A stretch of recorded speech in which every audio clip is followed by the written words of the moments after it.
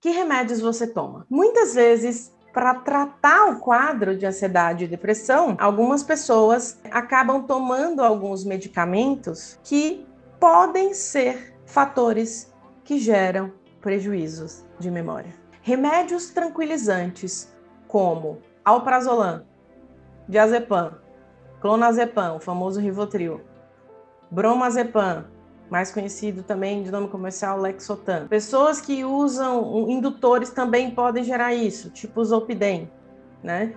Que é indutor de sono.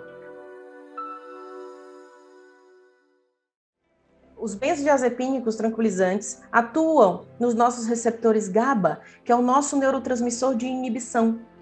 E por atuarem em nosso receptor de inibição, ele pode inibir e alterar outros neurotransmissores também importantes para memórias, tipo a acetilcolina, que é outro neurotransmissor importante, e, portanto, alterar a memória. É por isso que a gente fala que calmante tem que ser usado pelo menor tempo possível, quanto menor a dose e menor o tempo de uso, somente se for necessário, é a melhor indicação. Eu sei que existem quadros e quadros, situações e situações de assistência, de onde você consegue o medicamento, do que você pode fazer no momento. Tem um monte de variáveis, eu sei, tá? Essa fala minha não é uma fala que não entende essas peculiaridades que a gente vive socialmente no Brasil, nos locais de atendimento, naquilo que as pessoas têm acesso, e, enfim, diversas outras variáveis, inclusive do momento de vida que a pessoa passou e acabou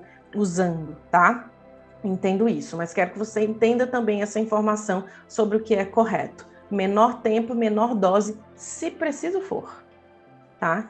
Para não gerar nenhum tipo de prejuízo. Tem pacientes que têm alterações de memória em outros menos comuns, tá? Como, por exemplo, em uso de carbamazepina, oxcarbazepina, pregabalina, né? Às vezes amitriptilina, algumas pessoas sim, tá? Pode acontecer. Não é a prevalência? Não é a prevalência. É mais comum em tranquilizantes, mas todo remédio que a pessoa, por exemplo, um remédio muito comum em que a alteração de memória, inclusive, é um dos efeitos colaterais que mais perturba todo mundo, é topiramato. Topiramato pode dar alteração de memória mesmo em doses baixas, pensando em dose baixa do que está no mercado, né? Que a mínima é de 25 miligramas. Tem pessoas que têm alteração de memória com ele em dose baixa. E ele é muito utilizado, tem muita prescrição dele para redução de apetite, né, para emagrecimento, muita prescrição dele em enxaqueca, né, para reduzir crise, e também como estabilizador de humor, mas é muito pouco usado como estabilizador, porque para isso ele não tem uma função lá, tem coisa melhor para usar, tá? Mas com essa, tem esse efeito colateral bem comum. O piramato é inclusive um dos medicamentos muito prescritos e que se tira exatamente porque eu digo que os pacientes viram a Dory do Nemo, sabe?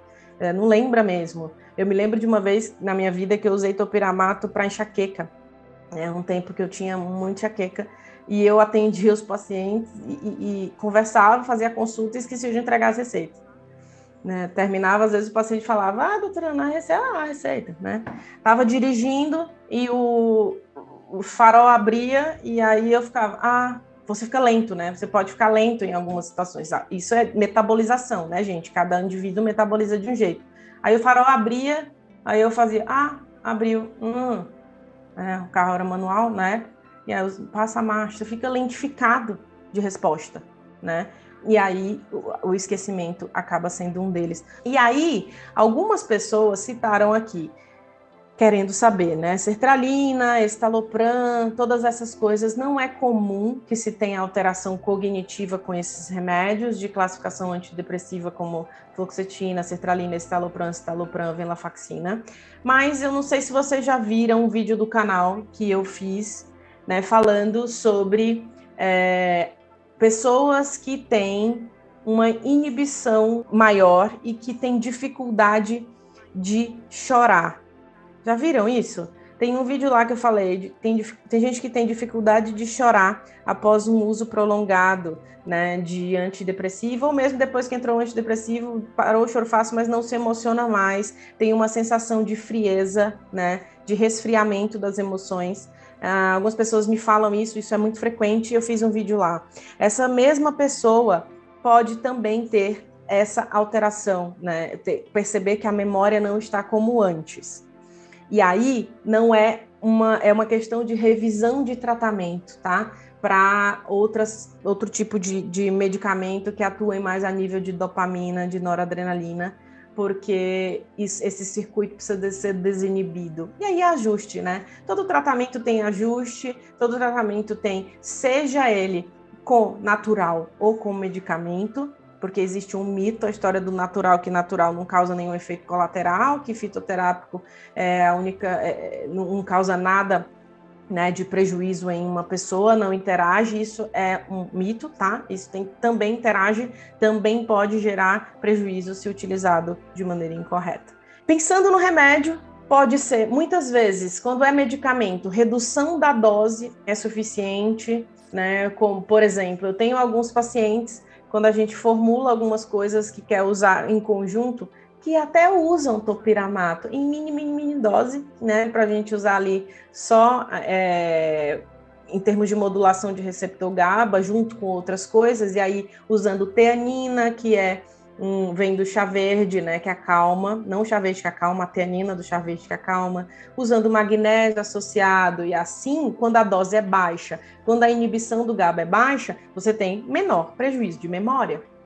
Então, não é que é proibido utilizar, é que muitas vezes você tem, quanto maior a dose, maior a inibição, menos memória a pessoa tem. Então, muitas vezes você conversando aí com seu médico, um ajuste de dosagem já pode resultar nisso. E aí, quando a gente está pensando em melhora de memória, a gente vai falar agora de alguns fitoterápicos ou estratégias que podem ajudar nisso, né? Vou citar para vocês, para que vocês conheçam. Eu gosto muito da ideia da informação ser algo curativo, né?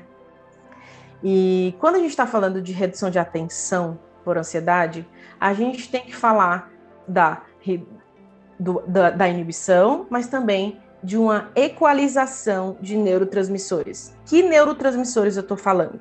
Eu estou falando de serotonina, eu estou falando de dopamina, eu estou falando de noradrenalina. Esses são também importantes para o circuito de guardar e evocar informações, né? Guardar tudo ali onde a gente precisa e armazenar nas caixinhas certas. E aí, algumas vezes, quando você está inibido demais, né? Em estados depressivos, por exemplo, o paciente não tem ânimo, não tem energia para nada, está em um estado de estresse, algumas coisas podem ser legais. Por exemplo, mucuna. Mucuna é uma planta, né? E é um fitoterápico que eu prescrevo muito, né? Para esse tipo de coisa, especialmente em pacientes que estão com muita fadiga, né, muito cansados, né, a gente associa mucuna no tratamento, chama mucuna pruriens, né, que vocês vão encontrar.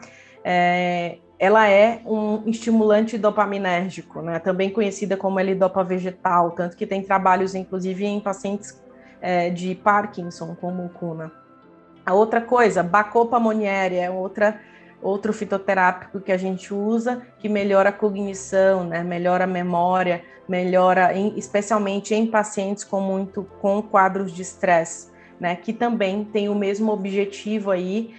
Bacopa também é muito interessante em pessoas que estão precisando, né? Porque tem um período na vida, a gente não tem aqui objetivo de falar tem o objetivo de falar do estilo de vida e daquilo que a gente tem que adotar, mas a gente sabe que tem períodos na vida que se você está gastando mais energia mesmo, que você está prestando um concurso, que você está fazendo vestibular, que você tem provas que você não pode faltar e que algumas vezes você precisa de ajuda, né?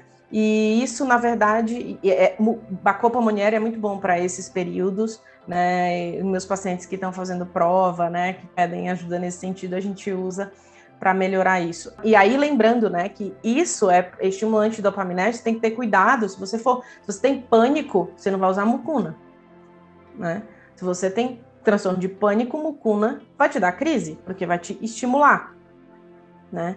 Mucuna pruriense, ela estimula a dopamina. Pensa que não dá para usar se você precisa acalmar, né? Bacopa, você usa pouco se você tem pânico, né? Mucuna é proibido em pânico, tá? Não dá para usar porque pode gerar crise. Uma coisa que a gente usa muito em quadros de estresse, né, que melhora desempenho cognitivo, é ginseng, mas não necessariamente só o Panax Ginseng, que é o mais conhecido aí no mercado, que tem um monte de marcas aí nas farmácias, você não tem muitos, né, de Panax Ginseng, mas a combinação de Panax Ginseng e ginseng siberiano também são muito bons para melhora cognitiva, especialmente em estresse. E isso pensando em coisas que são de ação adaptógenas. Imagina que a pessoa muito estressada, ela tem um problema no circuito, a gente chama de eixo HPA. Ela tem um hiperestímulo no eixo. O que é eixo HPA? Hipotálamo, pituitária, adrenal. São partes do nosso cérebro importantes no eixo hormonal de estresse. A adrenal é uma glândula que está acima do rim. Então, quando a pessoa está estressada, esse eixo está hiperativado. E aí ela tem todo este prejuízo aí de fadiga, de desânimo, de memória, de foco, de concentração, por conta da alteração desse eixo, né? E por isso a pessoa precisa de coisas que possam ajudar, né, nesse ajuste. Outra coisa que a gente ajusta, inclusive um de vocês me pediu para falar, vou fazer um vídeo só dela, porque eu adoro essa planta. É ashwagandha, que ela também é conhecida como Vitania sonífera, então vocês vão encontrar, né, outros nomes. Essa ashwagandha é também conhecida como ginseng indiano, né?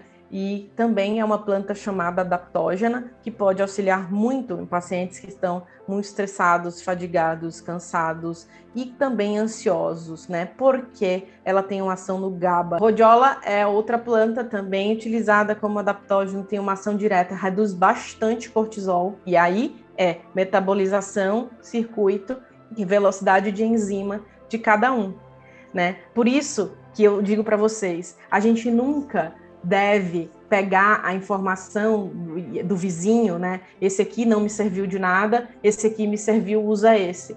Porque as nossas enzimas são diferentes, as nossas metabolizações são diferentes. Tem gente que tem metabolização rápida de uma coisa e que faz efeito, precisam ter doses altas para fazer efeito. E tem gente que tem metabolizaçãozinha lenta, rápida. Se eu tomo 5-HTP 100 miligramas, 5-HTP 100 miligramas antes de dormir, acho que em 20 minutos eu não consigo mais nem falar. Eu já tô assim, né? Minha metabolização é lenta, durmo fácil, né, com essas coisas. Então, depende de cada pessoa. Em outros, ele agita ou ele não causa nada disso. Então, essa questão do que funciona para um e que funciona para outro é muito dependente das enzimas de cada um, do gen, do intestino, da absorção, tá, gente? Então, isso é realmente muito individual.